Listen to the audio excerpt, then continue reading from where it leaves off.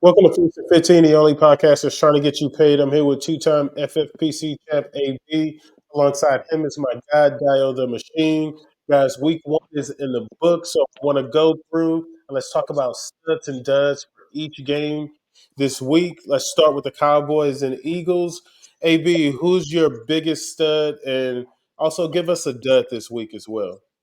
Man, I think the dud obviously has to be AJ Brown. I don't know if he's injured or the Cowboys sort of kind of took him out with their defensive scheme and the zone coverage and the brackets, etc. But that was clearly the dud. You don't want to see that out of a guy going in the second round. And then I would say my stud performance seems kind of obvious, but not so obvious. I'm actually going to give it to Saquon Barkley. I think sometimes we're in the off season and we're trying to find ways, for guys maybe not to live up to what they did the previous season. And he just looks absolutely amazing. And now you have the Shipley injury. So my concern with him was always the passing game work. And I was just hearing a lot about how they wanted to get Shipley involved in the passing game. And then you physically saw that. And so initially it was like, he's going to be fine, but is he going to be able to smash? And so with Shipley being out 4 weeks, at least for the next month or so, it looks like Barkley's set up for to really dominate like he did last year. You said Shipley's out 4 weeks? I'm assuming. They said rib fracture, so typically those are like 3 to 4 weeks usually. Got you. So my dud is Jaden Blue. For somebody people had such high hopes for as far as where they drafted him, and just the high expectation. Just the fact that you went into Thursday thinking you at least were going to be able to see how he looked on the field, and then to get that inactive news kind of gut punch, I'm sure, to a lot of people, especially people that drafted him pretty high. So that's my dud. As far as my stud is same position room, Javonte Williams. I mean, he surprised. I don't want to say he surprised me from being a starter, but he surprised me with his production. Scoring that early touchdown was almost like if you were a Javonte Williams owner, you already, paid off his draft capital, and then he gave you another touchdown. And then on top of that, Miles Sanders looked so bad, where it's like he got a tighter grip of that role. And then on top of that, the Cowboys offense they look suitable. They look, efficient enough to maybe be able to give you a little runway with this player. I don't know if he's going to be a full year type guy, but at least for a few games, you can probably trust to put him in your starting lineup. So that's my stud. Friday, we got another early look game with the Chiefs and Chargers. Let's talk about the Chiefs and Chargers for a second. Studs and duds on that one as well. Like who's the stud of that game for you, AB? Oh, the stud is Keenan Allen. For sure. He just, Keenan Allen is just doing Keenan Allen type things. Certain players just age like fine wine. Like their game was really never predicated or reliant on speed and athleticism. He's such a savvy route runner. He understands zone concepts. He understands coverage, and he just finds ways to get open. And, probably something that maybe wasn't talked about enough was just that he has history with Herbert. So this is just like, riding a bike for them. I think this is something that, he's going to be a solid wide receiver 2, wide receiver 3 all season. And that just passing offense. Wow. I don't know. I'm curious because I feel like we don't appreciate the fact that these teams have weeks, months to game plan for that first game. And I think a lot of defensive coordinators are smart. They look at old film, they come out, they look at your run blocking scheme, they look at your passing game, they look at your tendencies. And I think that's why we see a lot of unders early on. It may not necessarily be that defenses are just ahead of the curve. It's just that defenses have so much more to prepare for. But what did the Chargers do? They did the exact opposite of what they were doing last year. They didn't come out just running the ball. They came out and really put the ball in Herbert's hands. So I thought that was amazing. The dud for the game for me is Travis Kelce. He looks old. I don't care that he scored that touchdown. And the fact that he didn't get as many targets with not just Rice being out, but also with Xavier Worthy going down. So that to me is pretty shocking. We'll see what happens, and maybe it's a game plan type deal. But Travis Kelce is my dud of the week. Dial. Yeah. My stud is Justin Herbert. I think he is starting his MVP campaign. Week one. He looked great. He not only did he look great, he looked like something he can continue to do. It looks like something that could end up being his standard this season. They have all these weapons. He was running the ball. He looks like, he looks big, strong, fast. He looks like he can actually take that type of role on if needed. The fact that they play at such a high level against the defending AFC champs, it's almost like they show they belong, and they should be considered a true contender for this season. So I was impressed by him. So he's definitely my stud. My dud is also Travis Kelce, man. Like first of all, you injure your teammate, right? You injure somebody that's supposed to be probably your best receiver on the first drive of the game. Knock him out the game because you happen to not run your route correctly. And then after that happens, you end up getting with just 2 catches or 3 catches. I don't know. One of them was like almost a fluky touchdown type thing.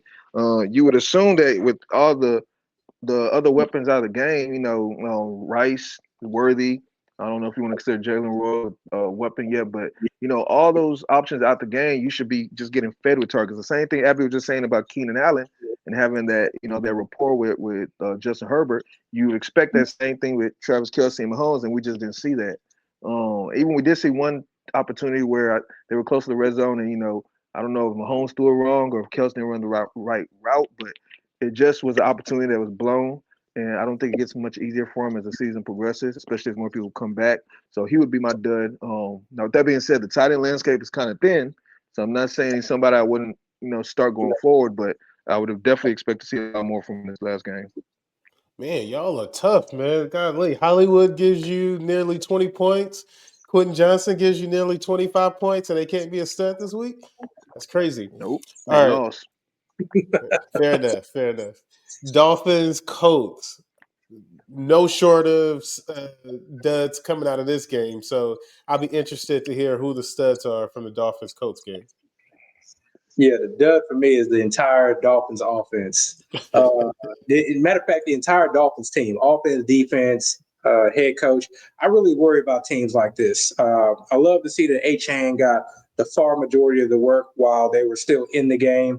You really didn't see Ollie Gordon cut into his workload or any other running back. So for the time being, Achane is looking amazing. But teams that are like on the brink of just imploding worry me because, again, the slightest bit of injury, soft tissue issues, getting banged up, getting nicked up, they're going to sit those guys out because they have nothing to play for. Mm-hmm. So down the stretch, if the team is like, trying to go in tank mode, it's a simple low ankle sprain or a simple thigh bruise is going to put a guy like Achane on the IR. So that has me worried. Preserve the body, yep.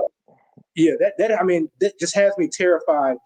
We already have the Tyreek Hill trade rumors. Who knows? Is he going to go someplace that's going to really give him and pay off his 3rd, 4th round value? I don't know. If this team is this bad, is a Waddle, if he can even stay healthy or stay on the field, even without a Tyreek Hill, is he going to do anything, or is it just going to be Malik Washington and some other randos that are going to really be taking up that work? Is Tua going to end up getting knocked out, benched? This bad vibes all around. As far as my stud, obviously we're going to go to the other side. I would give it to Danny Dimes, but I just don't think that's going to last. I think he got Cinderella slippers on, especially with his upcoming schedule. So I'm going to go ahead and give it to TJ Warren. You just loved the way that he was utilized. A lot of guys you can give it to. JT before he kind of got nicked up. But Tyler Warren, I really do think that he's going to be somebody that is going to make a significant impact, not just in tight end premium, but in all tight end or in all fantasy formats. Right. Yeah, man, you gonna leave any players for me to choose from? Golly, you pick every single player from the game. No, but for me, it's Tyreek Hill is definitely my dud. I think I saw a stat. This is the first game where he hadn't had a 30-yard reception or some kind of weird stat like that, and that just kind of showed you like, wow. I mean, that's the first time in his career for a long stretch of time where he wasn't even able to get his like basic, baseline. So. Definitely a dud right there, especially like what Abby's saying, where he was being drafted. He's being drafted in the 3rd, 4th round. And you had those high hopes he could revert back to, the old Tyreek Hill. And he just didn't show anything.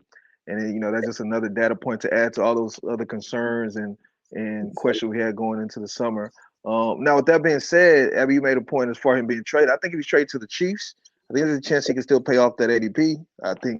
I mean, Yeah. like we were saying with Keenan Allen, now it's been a longer time since Tyreek and Mahomes played together, but I think it will just kind of, it'll boost the morale of him and the team. And I think he probably won't be the same Tyreek as he was back when he was with the Chiefs the last time, but he'll be much better than what he is now, I think. As far as my stud, I'm giving it to Danny Dimes. I'm actually giving, and I'm really only giving it to Danny Dimes. And this is kind of a personal bias, but I ended up having to play Danny Dimes this week in several FFPC leagues because Dak gave me my dud, right?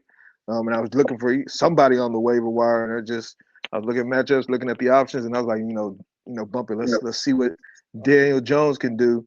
And I say that to say because not only did he have a pretty good matchup, but on top of that, I still understand he has that running ability, which it's probably not the ultimate Konami code or even the high-end Konami code, but it's a Konami code nonetheless.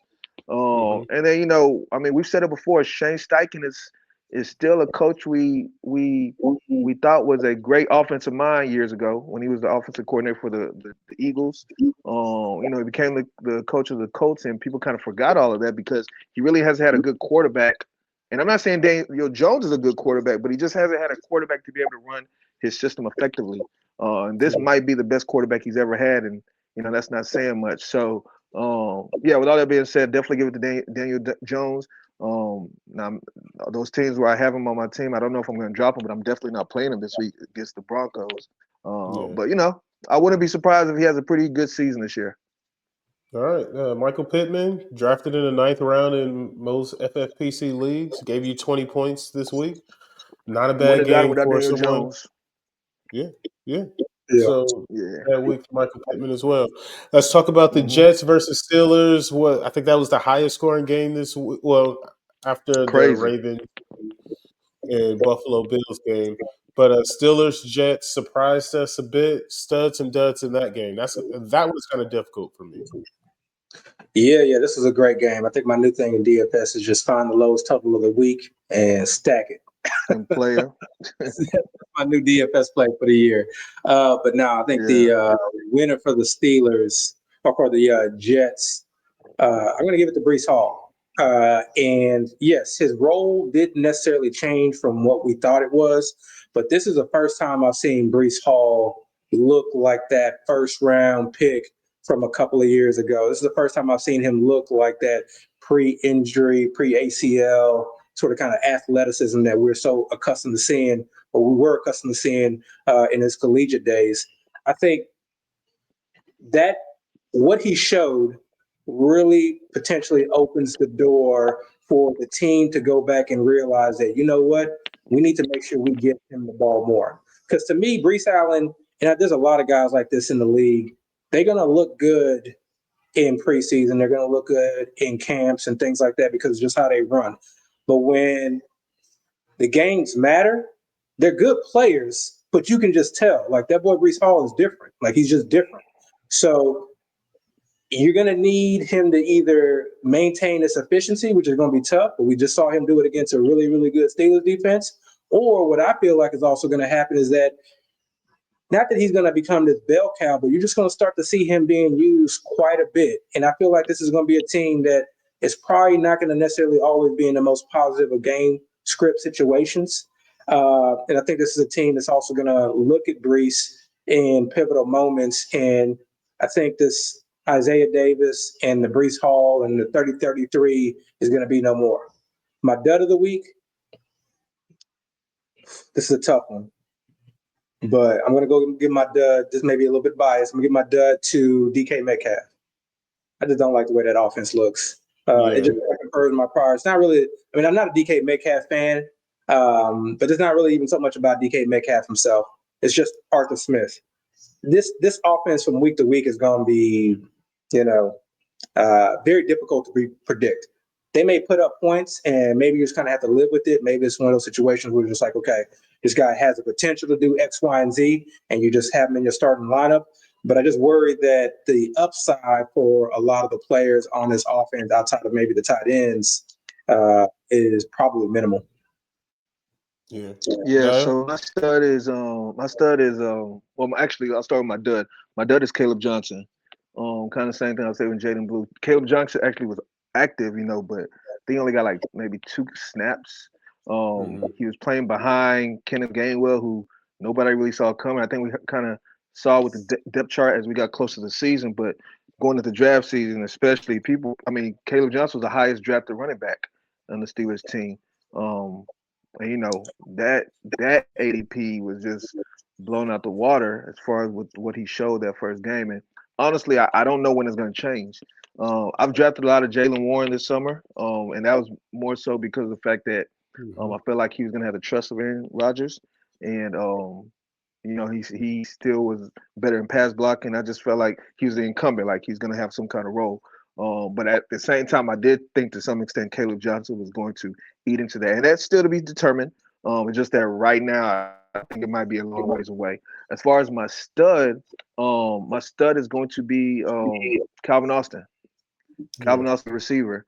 I think all summer when people look at the Steelers, I know not everybody looked at the Steelers, but I'm one of those fantasy players where I look at every single team, even the worst team in the league, just to kind of see if there's any kind of fantasy production, just kind of pull out somewhere. And it was one of those things where I was always trying to figure out who the wide receiver 2 was for the Steelers. Roman Wilson was an option. Robert Woods was an option. I think they were looking at players like Kenneth Bourne, Van Jefferson, all those type of guys. Then it ends up looking like it's going to be Calvin Austin as far as the first game. They kind of play like the Randall Cobb role a little bit, which can be pretty fruitful when it comes to fantasy. Though. So that's interesting. I don't know how long it's going to last. But Calvin Austin was a player that was very productive in college, undersized guy. So that was the thing that kind of held him back for the longest. But if they have a good role for him and Aaron Rodgers trusts him, then he might be somebody. And I'm sure he kind of went undrafted in a lot of leagues. He might be somebody you could add off the waiver wire that can be useful for your team down the line. All right, Jaguars, Panthers. Underwhelming game, but still some fantasy production there. Studs versus duds. Who do you got as your stud, AB? Stud, I would say Chuba. Looked like he had a pretty good workload. This game was a little different than most, given that they had the rainstorm delay in between. So I think when that happens, sometimes it just throws things off. Coaches, I think, or at least I would be mindful of potential soft tissue injuries or players going, full speed and then having such a long rest and then getting right back out there. You just got to be real cautious with that. So I think they're, tend to be a little bit more careful. But prior to the delay, they were really giving Chuba quite a bit of work. So see if that holds up. But I think that's my stud just based off of, kind of my preseason thought process with draft and Chuba. And then my dud, I'm going to go ahead and give it to the entire Jags offense. And it's because of one person, Trevor Lawrence. This guy might just be bad. And I think that this offense, I think that the offensive coordinator, I think the line, I think the running backs, I think all of these players would be better suited if it were anybody else. I don't know who their backup is. Maybe it's Nick Mullins, but I think Nick Mullins would be better. Maybe go trade for Kirk Cousins. Maybe get somebody. But I do not have any faith whatsoever in Trevor Lawrence. And this is, I had really put some hope that Liam Cohen could just sort of kind of scheme the offense enough to where he would be competent, and be able to produce fantasy players and fantasy goodness from this offense. But just watching him play, it was just a lot of the same. And now you're hearing Liam Cohen speak on a lot of things that Doug Peterson was speaking on about how throws were missed, or we had this option to hit this play. And I like BTJ. Obviously, I was a very, very big Travis Hunter, so that was nice seeing him in the slot. He missed him on like a 75, 80-yard deep throw that just, throw it a little bit more, where it should be. Wasn't even a difficult throw, but just throw it 2 or 3 yards longer, and that's the 75, 85-yard touchdown. But this offense just looks like it has such potential, and I think he may hold them back. So something has to change. Either he has to, maybe this is just a blip. Maybe it was a rain delay. I don't know. I don't want to say that I'm overreacting, but that's a guy that, he worries me, and more so, I'm worried about all my Jaguar bags. Yeah, so my stud is Travis Etienne. Really like what I saw. My 0 running back teams. He was one of my targets. So I do have a fair share of him. So I like seeing that occur, especially with all the rumors as far as his demise this summer. That didn't prevail. As far as my dud, it'll be Brian Thomas Jr. What he had, like one catch and then one run for a touchdown. Like it's like he wasn't even part of the game plan, right? And I hope it's not due to the other weapons on the team. I hope it's not one of those things where there's more options available, so the target share is going to be a lot reduced. I hope it's not a thing where he's playing a role on the offense that's not as fruitful as what we were hoping for. Basically, I hope this is a blip. I hope this is one of those things where going forward, he's going to be pepped with targets. He's going to show why he's somebody people are drafting in the back end of the first round, early part of the second round. But as far as what it is right now, you are not feeling good as a Brian Thomas owner for what he gave you week one. So. Yeah, I will say he had targets, and the coach did say that he was part of the game plan and that there were plays designed to go to him and they were not executed. It almost seemed like he was upset about that. So he had the second most targets on the team. Travis Hunter had 8, he had 7, and they were also like really dominating that game, to be quite honest. So, and then the rain delay. Obviously we want to see something a little bit better, but I think that there was enough there to not necessarily be too concerned. Hopefully, we'll see. All right, Cardinals Saints, another game that wasn't all that exciting, but still, what did you guys think about that game? Yeah, I would say the dud. I won't necessarily call it a dud, but again, duds to me are just, okay, what were my priors or what was the consensus? And then X, Y, and Z played out. So for me, the dud was both the veteran running backs who were kind of going at a discount based off of what they did last year in their perceived volume. But Alvin Kamara not being used as much in the passing game, I think, is a little worrisome. Got bailed out with a late touchdown there, but I don't know if the Cardinals were just like, look, don't let him catch passes. Let's scheme against that. Again, we'll see what that what happens with that moving forward. But if Alvin Kamara can't catch 4 to 5 catches or passes a game, then he's definitely not going to pay off ADP.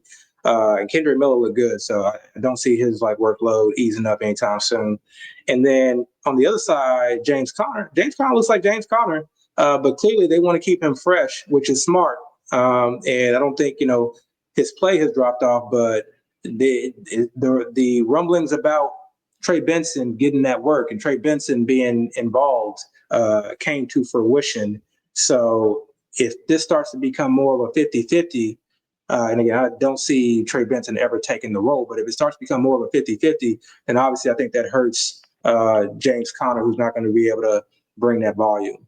As far as the studs or a stud, I'm going to leave the Saints stud to Deo. But as far as the Arizona stud, to me, this Trey McBride, it just seemed to be like the key cog in that offense, the wide receiver or receiving one option. And so that's just a nice little confirmation bias for all of us who drafted him early. All right. Yeah. So my dud is the Arizona Cardinals defense, because I drafted them as many places as I could this summer in preparation for this week 1 matchup against the Saints. I thought they were going to be one of the best defensive plays on the board, and they were going late, so it was a great late defensive draft pick to make. And they gave me like 5 or 6 points. Like, I was not pleased with what I had. Like, not only was I not pleased, like I kind of lost confidence in them as a defense going forward. So I know they have a good matchup this week with the Panthers. I don't feel like excited to play them. Like, and I'm actually considering not playing them this week. And I know that might come back and bite me in the butt, but they just weren't aspiring to me. Like, they didn't look like a team that they're trying to get after it with a great advantage as far as with the team opposite them. Like, just kind of lollygag. I mean, they almost lost the game. They won what, 10-13, like just a 1 touchdown difference, and the Saints were in the game the whole game. So they definitely disappointed me. As far as my stud is actually Marvin Harrison Jr. Like, he came out the gates. I think first drive of the game he had a long pass that he caught to kind of show people like, look, I am that guy that y'all thought I was last year. And there was other opportunities here. Like, I even think maybe Kyler missed him. Like, I think he probably could have had another touchdown, like a deep touchdown that game that Kyler couldn't connect with him with. So, I mean, 18 points out the gate. That's a great start. And again, like we say, man, receivers, they take those jumps in year 1, year 2. Year 2, year 3, and I mean he's right on schedule. Like I Yeah. wouldn't be shocked if he has a great season. And that's somebody you were able to take with a little bit of a discount this year compared to where you were taking him last year. So that'll be my stud. Speaking of year 2, Malik Neighbors and the Giants take on the Commanders. Studs. Who did you guys see as the stud of that game? For the Commanders game, come on now, Bill. I'm gonna just leave it at that. No, nothing else needs to be said. Yeah. Bill. And then my dud is just the Giants' offensive line, which is going to wreak havoc on the entire offense. That offensive line, they need Thomas back. And I don't think that Russell Wilson is the answer. I think getting a much more mobile run threat back there in Jackson Dart, who can at least show some wheels where the defense has to at least think about it. Someone who can move around the pocket by time, be creative. I think that is exactly what this offense needs. So I look to them or hope that they go to Jackson Dart sooner rather than later. No, they can't do that, man. Like that, you can't put Jackson Dart behind that offensive line. Like he's gonna get killed just as much as Russell Wilson is gonna get killed, and that's gonna kill his confidence. They got to ride that out with Russ and just figure it out until they get some stability and kind of put him in maybe a soft matchup, because I don't even think they have any good matchups coming out soon. So, I mean, it's gonna have to be the Russ show for a while, honestly, in my opinion at least. But as far as the stud, the stud for me would be, I actually wanted to start with the dud. Let me start with my dud. My dud would be Tyrone Tracy, because again, on my zero running back team, he's one of my targets, and he actually looked like he had the workload and as far as the position on the depth chart, but it just didn't mean much. Like it didn't give you anything. And then Scatterboo did get a little bit work. He didn't do anything with it. I think Scatterboo actually finished with negative yards. Devin Singletary got into play, so it's actually was a 3-man committee, which is very ugly. And I was just hoping to get something, especially because I felt like Tyrone Tracy was a type of player, and I still do to some extent, but I feel like he's a type of player where he's game script proof. If they're leading, they can kind of give him the ball and let him just kind of run and just kind of churn out yards. If they're losing, he's a guy they can use in the passing game to kind of, help, get garbage points, just kind of help, in the receiving game. And he just didn't give me much of that. So he's my dud. And as far as my stud is Deebo Samuels. He was used quite a bit in this game, not just in the passing game, but in the running game as well. I think where you drafted him, you're happy with that type of production. Hopefully it's a sign of more things to come. Now I know Terry McLaurin wasn't as involved, most likely that's due to him just returning from the holdout. But they definitely kind of showed that Deebo Samuel can be an integral part of that offense, and he can be a certain type of weapon they can use. So I think you'd be happy if you have Deebo. Hopefully it lasts for a long time of the season. But definitely impressed me. All right. Bucks Falcons went down to a last second missed field goal by Younghoe Koo. What about that game, guys? Studs and duds. Yeah, my stud is Michael Penix. I think they had limited options. I mean, this is a team that really does not have much receiving depth, like whatsoever. I think last year they ran a lot of 3 wide receiver sets, and they just really couldn't even do that this game. They had to run quite a bit of 12, which is why we saw a lot more Kyle Pitts. But even with that, Penix really, I think, showed out. And I don't think this is necessarily the easiest matchup. I know the Bucs secondary has had its issues in the past, but this is still a Todd Bowles team that throws a lot of creative looks at you. And Todd Bowles had, again, months to scheme and game plan. And I just love seeing Michael Penix also use his wheels. We saw him on that touchdown run. To me, when I was looking at waivers as far as QB help and trying to make sure that, any teams that, was a little shallow in that area, the guys that were typically on waivers were Geno Smith, Danny Dimes, and Michael Penix.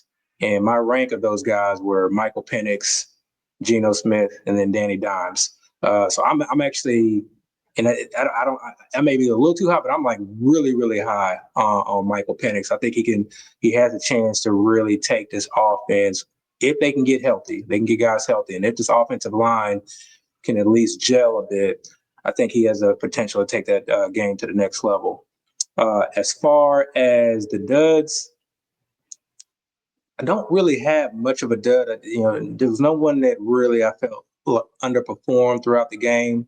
Mike Evans didn't have his best game, but I think there was a lot of Atlanta trying to take him out, and as a result, Emeka was able to show out a little bit. But if I got to give it to one person, it was Baker Mayfield. He didn't look as sharp. We were worried about a little bit of aggression. Again, wasn't terrible by any means, but we just may not be getting fireworks. And so it'll be interesting to see if when Godwin comes back, whether or not we can get some not just reliable receiving options, but guys that can give us elite numbers throughout, or is it going to be spread out, and is it going to be a smaller pie from each of the 2-3 receivers to pull from? Diane? Okay. Yeah, my stud and dud are both the tight ends for each team. The dud is Cade Otton. I mean, he gave you a goose egg. And it's crazy because he came into the game kind of like questionable. People weren't sure if he was going to play out, and a lot of my dynasty teams, people were picking up Durham or whatever, however you say his name, the tight end. So he was somebody that wasn't even 100% going to play, but once he was decided to play, the people that had him or that actually were planning on utilizing him, I'm sure they put him in their lineup and he gave him a 0. So that sucks, So that's my major dud, especially with the type of season he had last year. Like, you would be one of those low costing tight ends that could possibly, but that definitely wasn't the case. As far as my dud, the other team, Falcons, Kyle Pitts, and it's crazy because I've been thinking about Kyle Pitts for a few weeks now. I haven't actually mentioned him much on the show, I don't think. I'm sorry.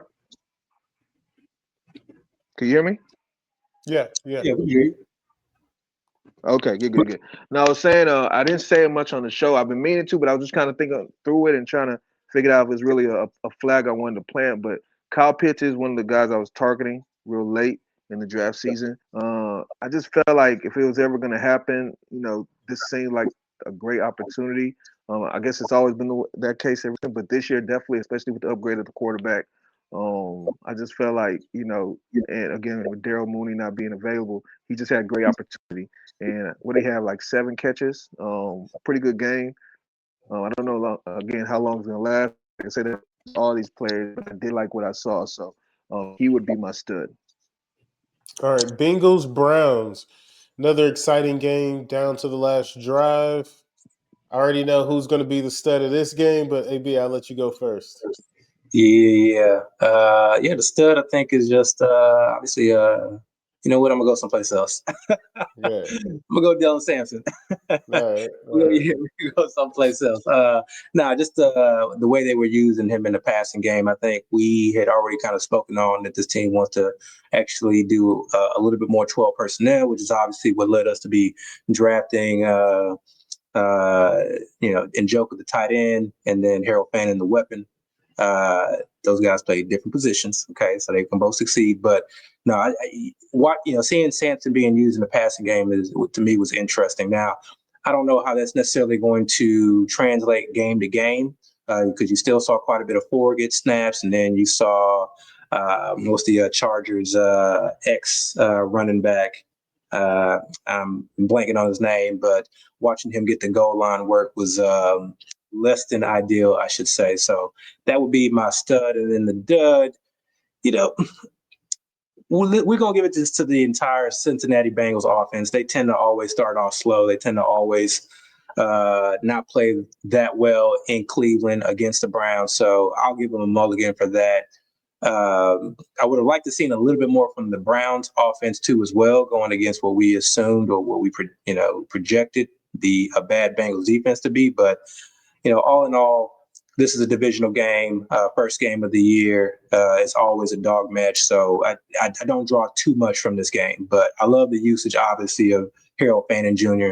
Definitely, obviously, is my highest owned tight end. So hopefully that continues to play out, and hopefully we see him actually improve, given that it was his first NFL game.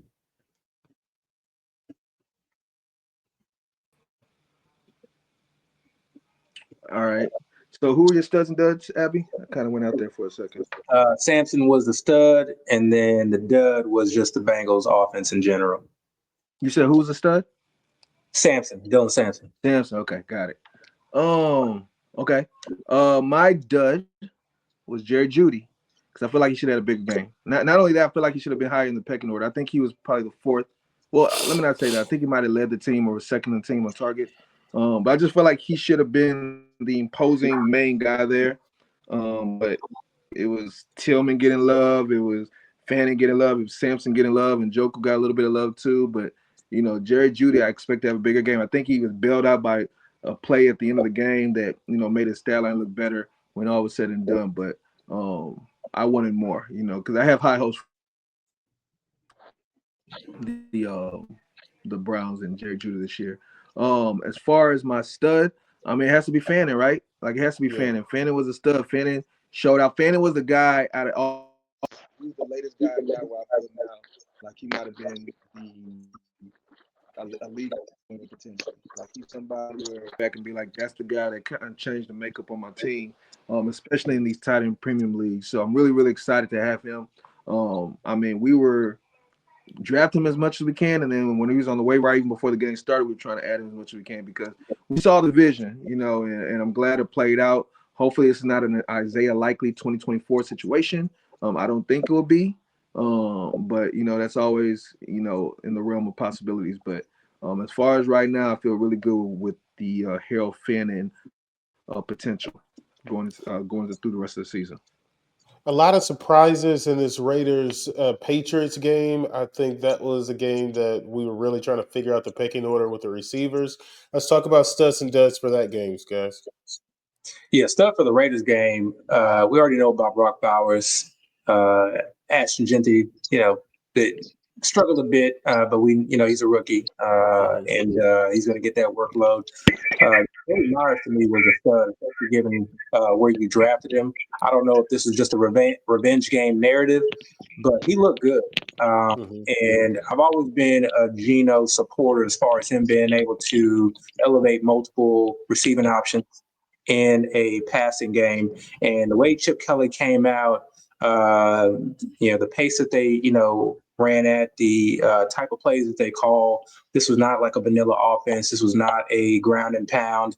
They really put it in Geno's hands. And, going up to New England and performing the way that they did, but Jacoby just looked good. So I think, to me, that is a player that wide receiver 2, obviously can give you wide receiver 1 weeks at times. But just a very, very solid option. Was a nice draft pick, kind of in that Michael Pittman category too, as well as guys that were going a little bit later, but are likely going to be in your fantasy lineups moving forward. My dud of the week, I would have to give it to Drake May. I was hoping to see a little bit more from him. This is a new offense, so I'm going to give him a little bit more grace than I did with Trevor Lawrence. I'm definitely not dropping Drake May shares. He's not lost my confidence, but in this game, it was a dud. I was expecting to see a little bit more. Trevion Henderson, he's a rookie. We knew that he was slotted into a certain role. That's a guy that you were expecting his role to grow. So I'm not upset with him, but with Drake May, like I needed more. I needed more rushing. I needed more plays in the passing game. And to me, the Vegas defense, I know their secondary was solid last year, but still, I expected to see more. Henderson didn't. I mean, every time I looked up at that game, Henderson was getting a lot of screens, so he was being utilized. He wasn't being put in open space, so he really couldn't do anything with it. But I think they used him quite a bit. I was pretty pleased with his involvement as far as the game plan. But yeah, I agree. We definitely want more there, but I think that's more wish casting. We're trying to usher these rookies in real quick and get them to be superstars, and it's a maturation process. Sometimes we can just be appreciative. At least we got that in week 1. But as far as my dud is going to be Demario Douglas for the Patriots. And it's crazy because I think he actually scored a touchdown. But I think he scored a touchdown, but then he also had, very, very low yardage count, if not negative again, almost like, Scatterboo did. And that's crazy, but for somebody who at least everybody assumed was going to be probably the main receiver, or at least one of the most utilized in the slot receivers the Patriots had, like he just didn't really give you much. So that was really, really disappointing. As far as my stud is Kevontae Butte. And it's crazy because on Twitter, and I've been thinking about Butte for a while, got him on a lot of dynasty teams. I've actually been a fan of him since his LSU years. Now, I never gave up hope as far as he's concerned. But it's funny because on Twitter Sunday before the game started, I was just kind of thinking things through, and I was like, man, this would be a perfect Kevontae Butte game. Like this would be the game where he can really kind of show people he's that dude and he belongs. And I tweeted out, like because I think I heard there was going to be bad weather there, so I tweeted out, man, like if there wasn't a storm going on, then Butte would be like. I mean, it would be like Kevontae Butte season. That's basically what I said. And the storm didn't come, and then I look up at the game, and this guy's just getting all these catches. So I was like, wow, it actually played out that way. And maybe he can kind of use this as a to propel himself to having a good year, because I think he's the most talented receiver on the Patriots. And I think I said it on our show like early in the summer how high on him I was, but I really think he is the most talented wide receiver. Again, I've been thinking about that since LSU. Even last year when the Patriots played the Texans, he scored a touchdown on Derek Stingley, and I was really, really, really impressed. It made me feel like there's something still there. So it's good that people are actually starting to see it a little bit now. All right, let's go to the Seahawks 49ers. Obviously, we got some news on Brock Purdy, but studs and duds for that game. I'm just gonna give it to Christian McCaffrey. Man, that was not fun. The couple That's of your days. dud? No, that's my stud. Okay. Yeah. That was an emotional roller coaster.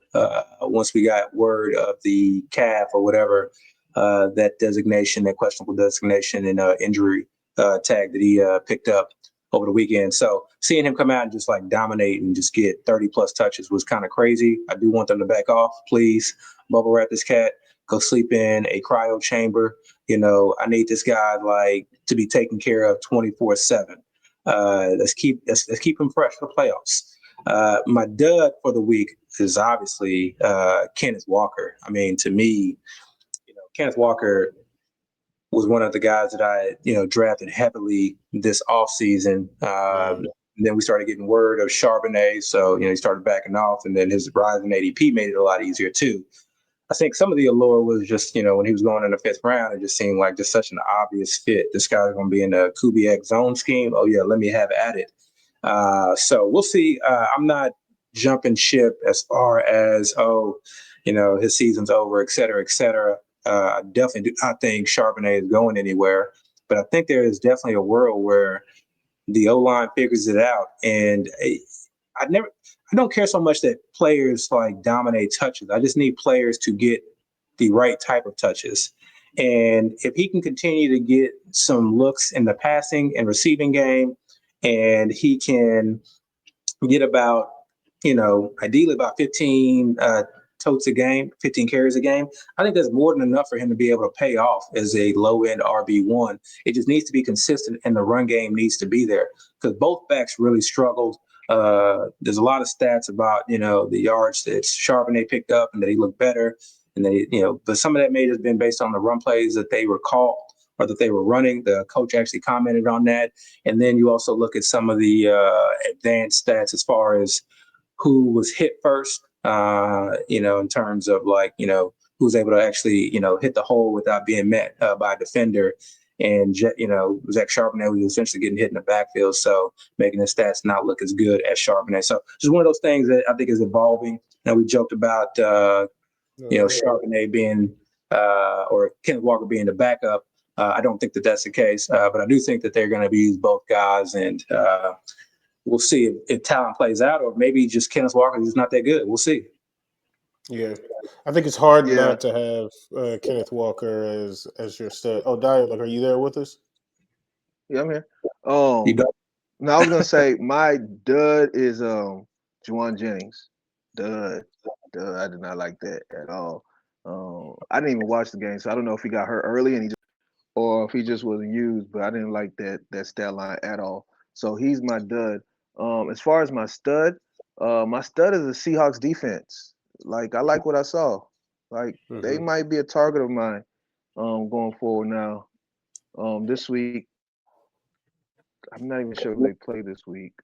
I don't think it's the greatest matchup. No, they play Aaron Rodgers. Not a bad matchup. Not a bad matchup at all. So, but I just like the tenacity I saw they were providing, and I kind of like those type of characteristics in my fantasy defense. So, I'm looking a little bit closer at the Seattle defense for these next couple weeks. All right, Titans, Broncos, Cam Ward's first game as an NFL quarterback. Let's talk about who's the stud of that game. Was there a stud to that game? Sorry, which game? The Titans Broncos game? Titans Broncos. Yeah. I think that was definitely a stud. Actually, yeah, you're correct. A lot of players on both sides had me worried, but I would say I'm actually going to give it to RJ Harvey, oddly enough. I know JK obviously came out and got a lot of the touches. And to me, this is just kind of one of those situations where, trying to think about guys who are going to be able to win a title or be able to be that true difference maker down the stretch. And he just looked extraordinarily explosive. He had a nice little blitz pickup. And I just think it's a guy that, who was drafted in the second round by this regime.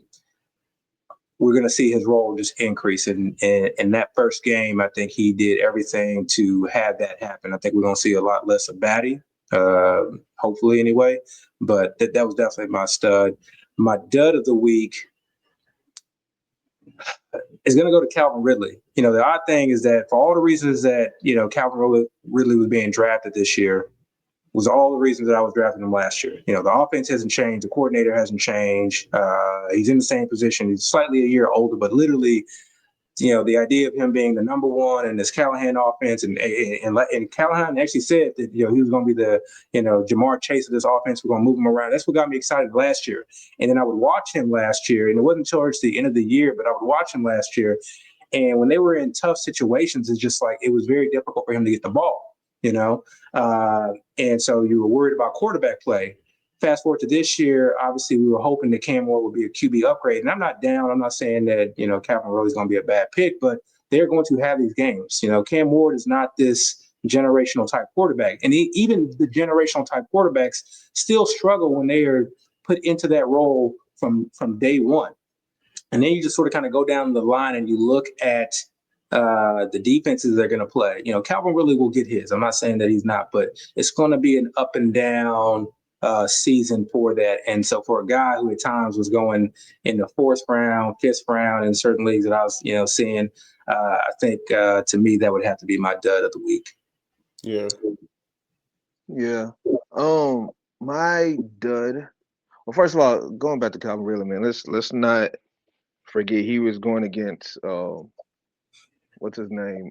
Patrick Surtain. So that's the most difficult matchup in the league right now. So I don't want us to ignore that fact. But as far as my dud is gonna be Bo Nix, for somebody that we thought was gonna take this great leap going into the season.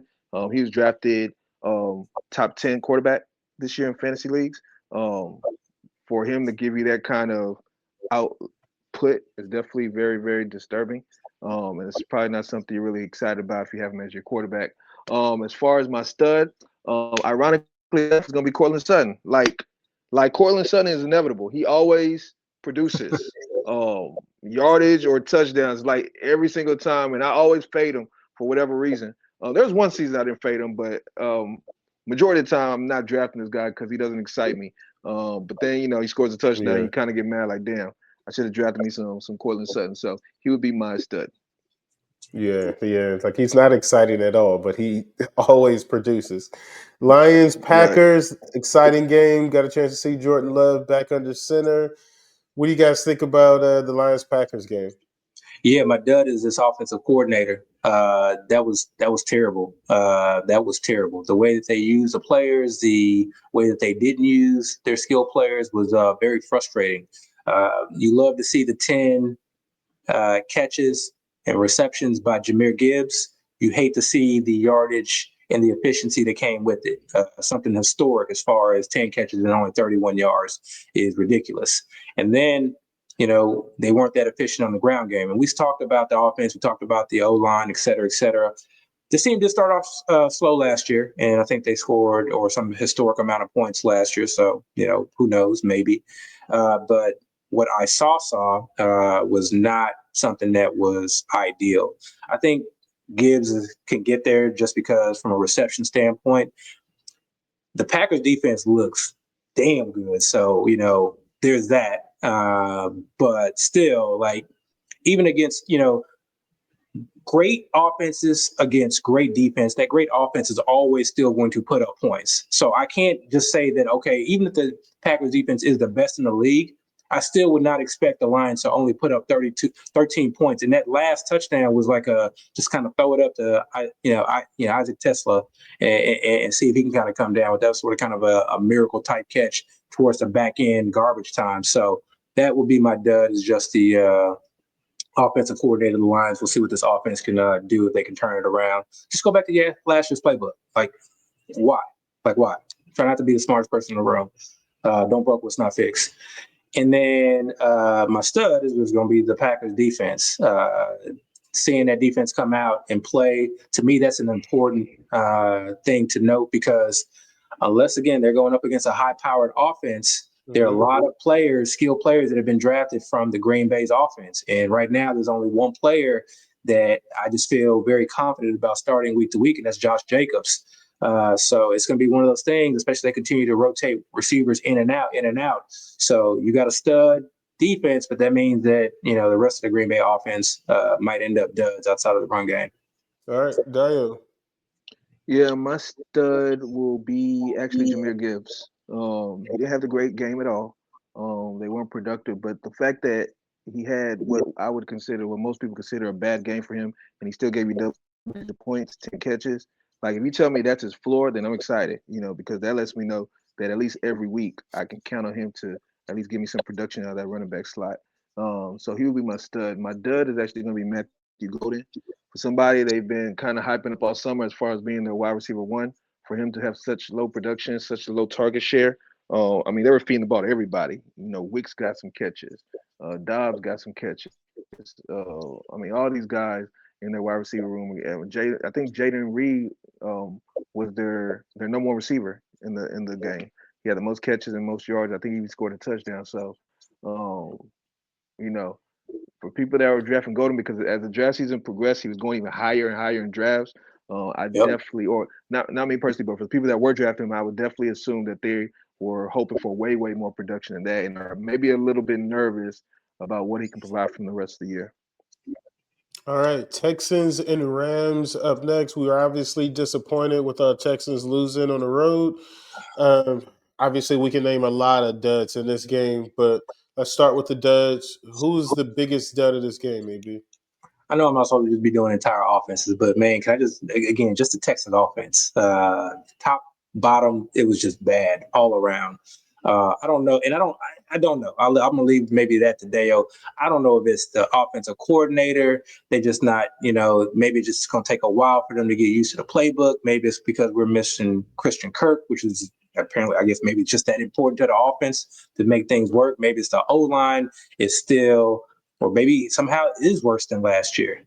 I don't necessarily want to put it all on CJ, just because it is hard for me to just watch CJ and then watch this line and then watch this guys constantly in the backfield. Again, this is another team that, they're not an elite offense, so they are going to succumb to a elite defense, or at the very least an elite pass rush, and that's what the Rams have. And I was kind of worried about this game coming in, so I'm not surprised by the outcome.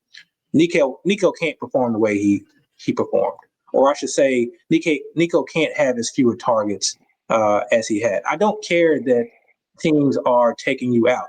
As an offensive coordinator, you need to figure out a way to get your guy the ball. That's not an excuse. It's not an excuse that they were double teaming him or they planned to take him out. You knew you were going to be without Christian Kirk, or even with Christian Kirk. You knew that this is your best player, and that was a likelihood. And the fact that you don't have, a counter to that, really just irritates me to know it. Let me get off the Texans. That's a whole nother. I'm getting getting on my soapbox with that one. But my stud of the week is just, Puka. That dude is insane. And while he is healthy, we talked about him early in the offseason, and then we kind of, just sort of kind of faded. He maintained like a top 3 status in my rankings, I believe, or at the very least top 4. But we just talked about him, how he could just easily be this year's wide receiver 1 just because of just getting spammed with targets, and he is so athletic. I think we don't appreciate like how good he is as a player.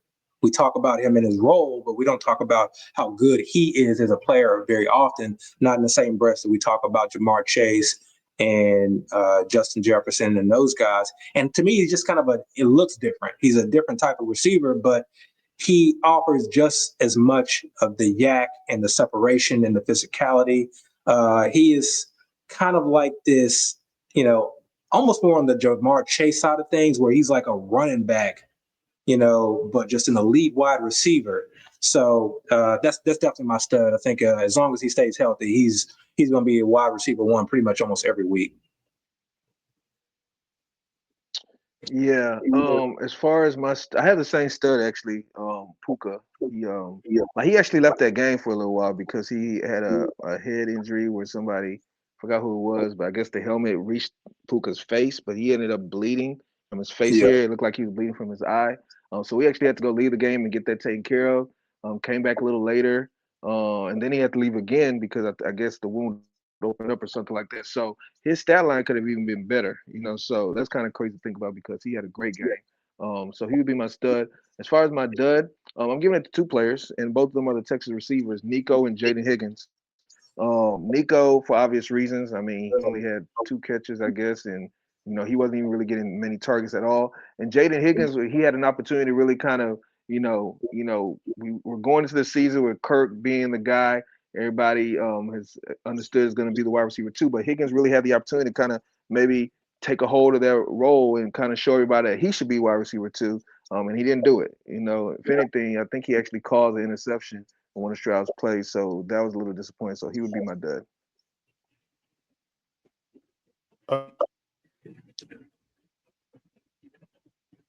I think the mic cut out, Chris. Ravens Bills, the highest scoring game in the league this week. Obviously, exciting game. Biggest dud of this week. I actually don't even want to do studs and duds for this game. I just want to talk about this one in general. I'm not going to go long because we're trying to keep this under an hour. But this is what I'm talking about right here. Individually, if you were to look at defensive rankings, I think most people would have the Bills and the Ravens in their top 10 defense, right? If not top 5 in certain rankings, at least one of them anyway. Those would be some bad rankings. Well, but my point is that I think that these can be really good defenses. I mean, obviously they have their weaknesses, but when you have 2 high-powered offenses, you can just get this type of explosion. So this is what I want. This is when I'm looking at the end of the year and the money weeks, I'm looking for who are 2 offenses that can just continue just to go at it. Boom, boom, boom, boom, boom, and put 80 points up. These are league winners. Everybody got to eat. Everybody got to eat. So I don't think you continue to see this. Sell high on some of these players if you can. And when I say sell high, it doesn't mean that the player is bad or that you can't utilize that player. It just means that right now, Keon Coleman, people think, okay, this could be the new Diggs of the offense. Xavier Worthy, he's taking that 3rd-year leap. Now he's going to be a top 4, top 5 wide receiver. You can just you can really sell high on a lot of people in this offense. Even the Dalton Kincaid, sell people that finally he's broken through, and even though his snap share wasn't that large. But that's all I want to say about that game. Yeah, so my dud would be Mark Andrews. I think he only had 2 points in tight end premium, 2 points, which is horrible, especially for that type of game where, like Abby said, everybody was eating. So that was really, really disappointing because there's no other tight end on the field. It's not like Isaiah Likely was taking those targets away from him. So kind of like the same thing we're saying with Travis Kelce, he had an opportunity to really, take a big share of those targets, and he just wasn't able to do it. So he would be my biggest dud. My biggest stud was Keon Coleman. Like he kind of showed that he has a potential to be their guy, their main guy. No, he's not like somebody that just routes people up or anything like that, but maybe he kind of has a AJ Brown type game. Maybe he can just kind of bully people and just kind of use his size and still have that speed to kind of get away from people as needed. And then be somebody that's just trustworthy. Where in pivotal moments, Josh Allen will feel okay going to him and he'll be able to kind of come through. So again, another one of those guys that's taking that, going into his second year, so potentially can take that second year jump that we get excited about. So he would be the guy I would say would be my stud. All right, guys. On Monday Night Football, we got the Vikings versus Bears. Again, another comeback victory by the Vikings. Let's talk about that game. Who was the stud of that game? Oh, stud of that game was JJ McCarthy. Watching him run, watching him, look competent in the passing game. And I wish I could give credit to this, but I heard somebody kind of comment on the idea that their head coach wants to throw the ball. Like that's in his nature. That's why literally every QB predecessor over the last few years has just put up so much volume in the passing game. Now, obviously, he's never had a play or down in the NFL, so maybe they came out a little bit more conservative. But maybe this game inspires a little bit more confidence to where they can reach that potential. I don't think that next week they're going to just come out, tossing the ball 50 times a game. But if it can just sort of kind of be the slow incremental increase, then that worry of this being primarily a run team, now we start to see that, okay, can be a team that actually can put up points in that QB, especially if he's a QB that will use his wheels. This is that guy that initially we were super excited about. And I have a lot of shares, but definitely towards the back end, I was just getting kind of worried that, okay, maybe this is going to be a running team. And just watching this game, even if they wanted to be a running team, when Jordan Addison comes back and you have Justin Jefferson, Jordan Addison, TJ Hockenson, and even an Adam Thielen and a running back like Aaron Jones who can run wheel routes and catch the passes that he can pass, like this, who are we kidding? This is not a team that is just going to be ground and pound. That's not where your greatest assets are.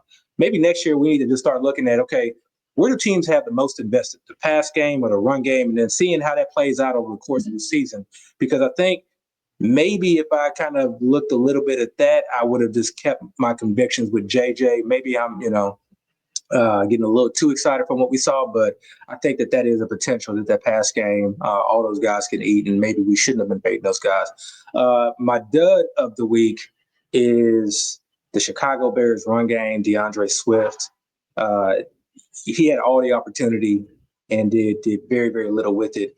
It's crazy watching DeAndre Swift because he looks amazing. Like he looks so electric with the ball in his hand. And then you look up and you're like, man, you didn't do anything. Like you didn't do anything. He has like a lot of empty calorie touches, and then he'll he's really good with catching the ball, and then he'll do a little juke, make a dude miss, pick up about 7-10 yards. But in the end, like it doesn't really do much from fantasy and from a football standpoint, which is important because if it's not working from a football standpoint, you got to assume or at least have in the back of your mind that things may change. And from a football standpoint, that run game was not on point. Maybe the reason that they aren't running plays or aren't calling run plays is because they don't have confidence in their run game. So I've never been a Roschon guy. We talked about Kyle Monangai. I definitely have shares, but even then, he leaves a lot to be desired. So I'm curious to see if they're just going to have to pass the ball a lot because they're not going to be able to run, or if something happens as far as somebody emerges, trade, or what, or maybe this offense is just kind of suboptimal all year because they're one-dimensional. Dio? Yeah. So first off, I actually kind of to take. I guess my earbuds just went out. Can y'all hear me? Yeah. Okay. So I guess I do kind of disagree with the take that the Vikings want to be a passing team, and they kind of show that, passing is away from. I actually think the opposite. I actually think they show that running the ball is probably in their best interest. The way that game played out, they started off losing the game, and then immediately the Vikings decided they had to throw the ball to come back, and it just wasn't working for them. And J.J. McCarthy just didn't look good. He was dropping back, but he wasn't really throwing a lot of passes or throwing a lot of good passes at all. But then what happened was I saw they started being effective in the run game. Just started giving Jordan Mason some runs up the middle. He started being productive. Aaron Jones, a little bit of production. And by doing that, it allowed them to kind of open up their play action a little bit, which then allowed them to kind of pass a little bit more successful. And of course, they passed the rest of the game because they were kind of playing comeback. But I think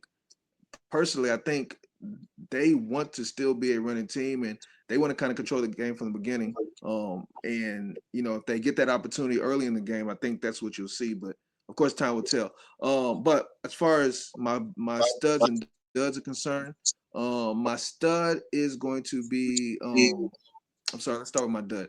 My dud is going to be DJ Moore. I don't like the way they used him. And if that's the way they plan on utilizing DJ Moore this season, then he's a big sell to me. He got some targets, but that gimmicky stuff, that Deebo Samuel stuff that they're doing with him, I'm not a big fan of it. Of course, a catch is worth more than a carry in fantasy, and obviously that's what we care about. But it looked like they're kind of shifting to more the target share going to Romeo Doubs. Rome Odunze. I'm sorry. And if that's the case, then I think I'd rather roster Rome Odunze than DJ Moore. And we haven't even seen Luther Burden or Colston Loveland really be somebody that's utilized much. So that's that as far as my duds. As far as my studs, my stud will be Jordan Mason. I kind of like what I saw from him. I actually think this might be telling that Jordan Mason, as the season goes on, is going to take that job. I don't know how long it's going to take, but he looked like he's a more effective running back. He got most, if not all, of the red zone carries. And again, he kind of showed he had that juice. He kind of showed he had that burst, which I like seeing. So he would be somebody I would consider as being my stud. All right, guys, that is our episode this week. All 32 teams covered, every game covered, studs and duds. Thanks again, guys. That is our episode this week. Please like, rate, subscribe. We're out. I said, God, give me a warning. Please take me for the morning, so I leave more disappointments than I ever will appointments. Give a fuck about your feelings, rub it in. This your ointment, can't depend on the oinker. Find your pick in the blanket, find a stick. Through your anus, give a rib for your statement. This shit, and the payment that is on, word is born. I've been on like a track phone.